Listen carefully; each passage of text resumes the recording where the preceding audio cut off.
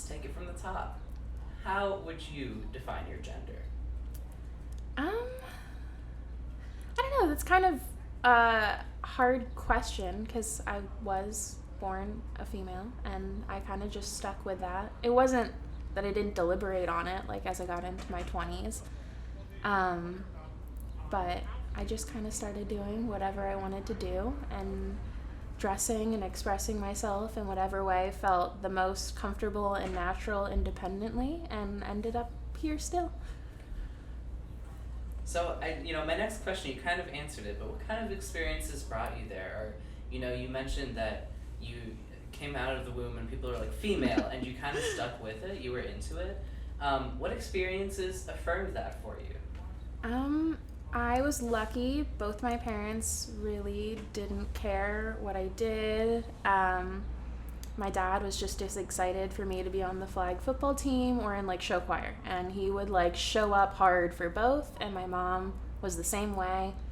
My dad would buy me like floral dresses, and then he bought me my first Vans and would call me his little skater kid, so I kind of just got to start doing whatever I wanted and never stopped. So that's how I'm here. Beautiful. So, thinking not just of yourself, but in general, how would you define gender as a concept?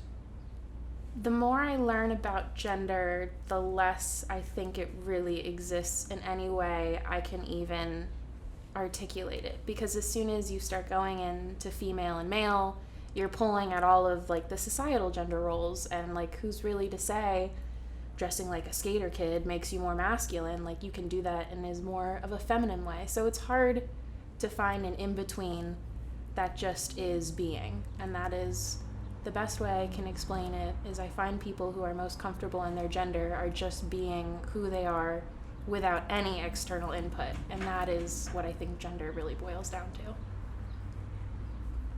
Love that. So, back to you. What makes you feel gender euphoric? Probably my tattoos. That was something that was letting me just be myself, and I think it makes me feel like when I walk into a room, people see a better expression of like my full personality, and not just, like that day I might be in like a dress and the next day I might be in like something more grungy, but this is still me. Like this is just what I like and how I feel most comfortable being.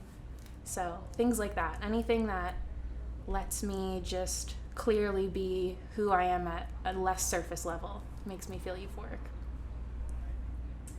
I love that you're less surface level, but it is literally less It surface is. level. It is. It's in your skin. Yeah, it is in my skin. It is pretty like on my wrist, but it works. So wait, take me through one of these. Which one is your favorite? Which brings you the most joy?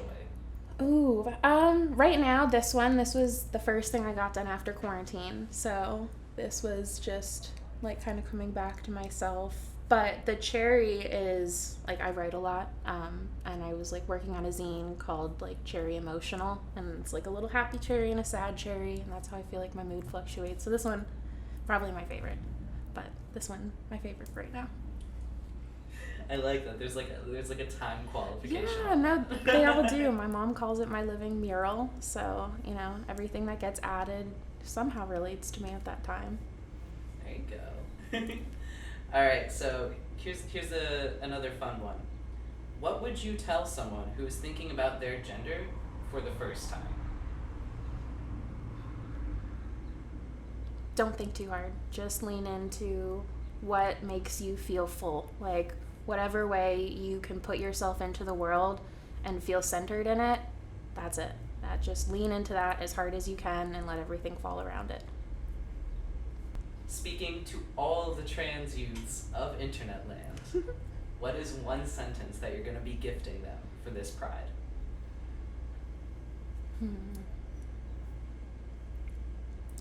You are loved, seen, and needed exactly as you want to come into this world, and we're all here to accept you.